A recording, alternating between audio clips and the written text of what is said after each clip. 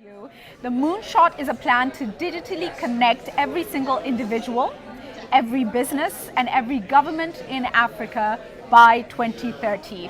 I'm delighted to be here with the Cabinet Secretary for ICT in Kenya, Joseph Musheru. Thank you so much for making time. Thank you, Julie. After the panel to talk to us. Great. So a few questions about the experience in Kenya. And as Minister of ICT, you oversee the country's investment in digital technology. If every individual, every business was connected digitally, how would that transform the Kenyan economy? That would be paradise for me, because obviously I'm a digital person. The whole process of offering services from government, it's usually complicated if you can't identify people, if you're not able to communicate to them, if you're not able to do many things. So if everyone is digitally connected, the planning becomes very easy, the actual provision of services becomes even easier and more efficient. It also becomes secure, you eliminate corruption, you create a lot more transparency, openness, awareness. It will just transform the country. If I'm not mistaken, this is actually in process right now with something called Huduma Number? That is correct. It's Right. the National Integrated Identity Management System. This is a number you get from birth to death, and it's going to be connected to all services in the country.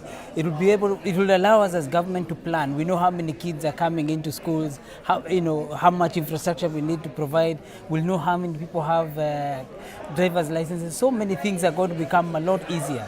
And in just eliminating the corruption and creating the transparency, this is going to be fundamental. But it will involve every Kenyan becoming digital. So the next big question, in this new environment, how do you prepare people for the kind of workplaces that we will have, for the high-tech jobs and skills that they will need to really function effectively in this environment? So a lot is changing in terms of work. In the past, you worked in an office at a desk, and that's where you went morning to evening and you went home. Mm-hmm. Then you had outsourcing, where you actually from one country, you could be able to work for people in another country, but you were in a room.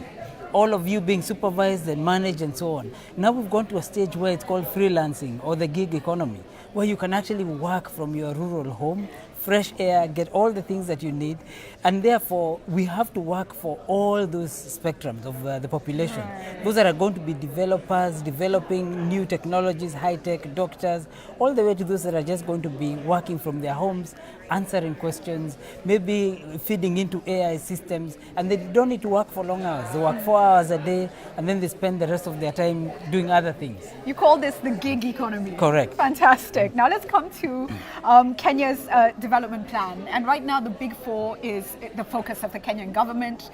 That is food security, affordable housing, universal health coverage, and manufacturing. Yes. How is the digital economy, or how can it play a role in actualizing the vision for the big four?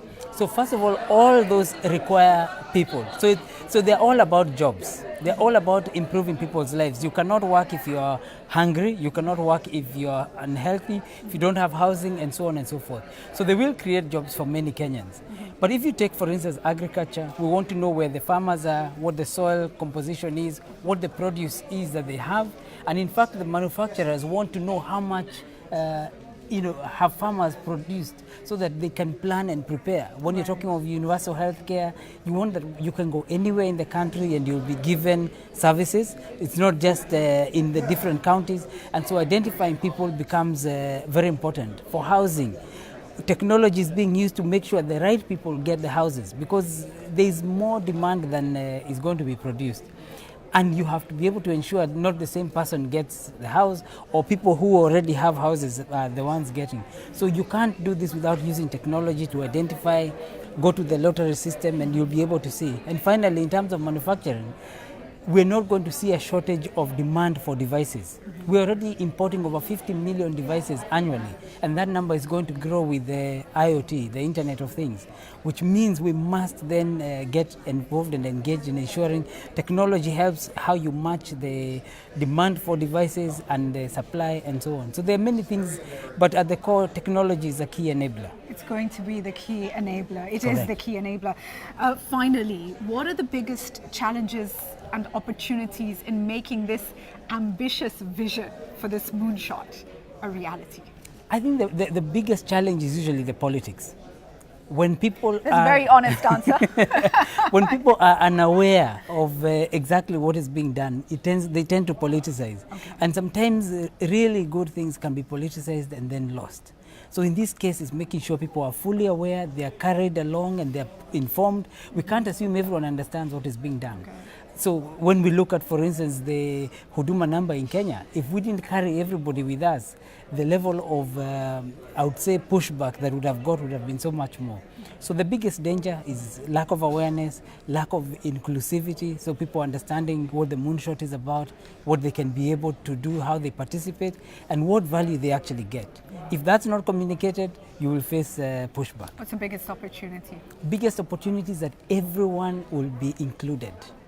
Everyone will be included, they will get services, they'll have a voice, they'll have a say, and they will benefit and they can transform their lives. Information is power. This will give them that information. They will be a digital citizen of the world, not just of Africa. Thank you very much. Great. And with that, I'll share some African words of wisdom. The same sun that melts the wax hardens the clay. And that's why it's so important to be intentional in everything we do and to carry everyone with us. What do you think of the moonshot? Share your views online, #DigitalAfrica. Thank you for joining us. Thank you. Awesome. Thank you. Thank you.